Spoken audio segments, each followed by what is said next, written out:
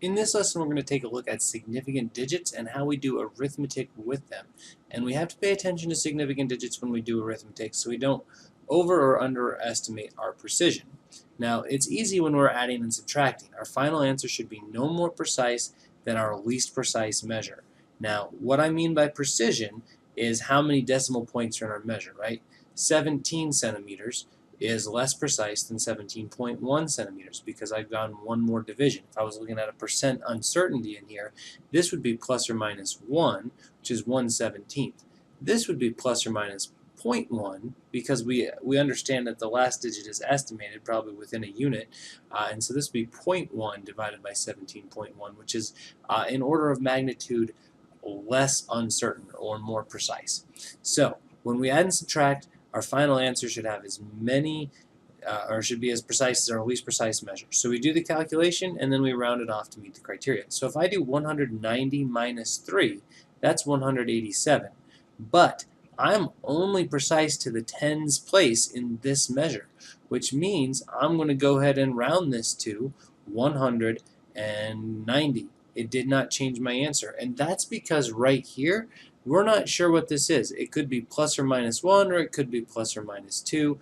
There's a 1 or 2 digit uncertainty. So if this was 192 minus 3, and this has an uncertainty of 1 or 2 in it, then it could be 192 minus 2, and that's 190.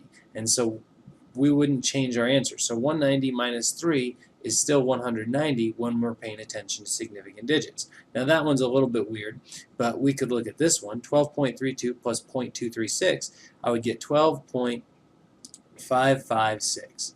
Now I can't use that one because that's precise to the thousands place. And my least precise measure is only precise to the hundredths place.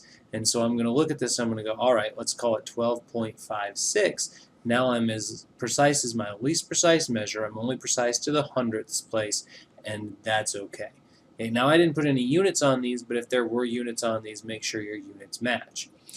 Multiplication and division. The rule here is we should have as many significant figures in our final answer as we had in the measure with the least number of significant digits. So what I mean by that is if we take say two numbers, 11.3 times 6.8, and we multiply them together, when we do this, we're going to get 76.84 square centimeters. Remember, centimeters times centimeters would be centimeters square. But this is more precise than either one of our measurements. It's precise clear out here to the hundredths place, and these are only precise to the tenths place, but when we multiply, these could be plus or minus a couple, these could be plus or minus a couple, and so those errors compound each other. And so what we're going to do is we're going to say, well, this only has 2 significant digits in it, this one has 3 significant digits in it, we're going to go with this one. So our final answer should only have 2 significant digits in it, so we're going to round this to 77 square centimeters, and that way we don't over-report our precision. Now, a note on this is when you're using calculators, calculators don't know about significant digits, so you have to pay attention to them. So if you take 2.0 and divide by 3.0 and your calculator goes 0.666666666 forever, ever, ever, and then a 7, you would write it as 0.67 because you only have 2 significant digits.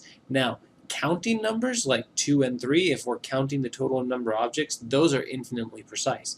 And then you would write 2/3 because nobody likes decimal points when fractions are your friends.